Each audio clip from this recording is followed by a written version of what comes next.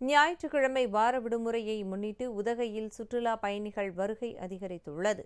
அரசு தாவரவியல் பூங்கா, படகு இல்லம், ரோஜா பூங்கா, தேயிலை பூங்கா ஆகிய இடங்களில் கல்வி சுற்றுலா வந்த மாணவ மாணவியர் குவிந்துள்ளனர்.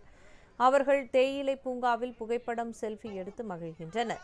சுற்றுலா பயணிகள் படகு சவாரி செய்து இயற்கை காட்சிகளை ரசித்து வருகின்றனர். தாவரவியல் பூங்காவில் புல்வெளியில் கல்வி சுற்றுலா மாணவர்கள் வட்டமிட்டு கைகோர்த்து ஆடிப்பாடி மகிழ்ந்து வருகின்றனர். சுற்றுலா பயணிகள் வருகை அதிகரித்து உள்ளதால் வியாபாரிகள் மகிழ்ச்சி அடைந்துள்ளனர். இதேபோல் மேற்கு தொடர்ச்சி மலைப்பகுதியில் ஆனைமலை புலிகள் காப்பக வனத்துறையினரின் கட்டுப்பாட்டில் கவியருவி உள்ளது. இந்த அருவியில் நீர்வரத்து குறைந்ததால் கடந்த ஜனவரி மாதம் முதல் சுற்றுலா பயணிகள் செல்ல தடை விதித்து அருவி மூடப்பட்டது. கடந்த மாதம் முதல் தென்மேற்கு பருவமழை தீவிரமடைந்த நிலையில் கவியருவிக்கு வெள்ளம் அதிகரித்தது. இந்நிலையில் தற்போது நீர்வரத்து சீரடைந்ததை தொடர்ந்து இன்று முதல் சுற்றுலா பயணிகள் குளிக்க வனத்துறையினர் அனுமதி அளித்துள்ளனர்.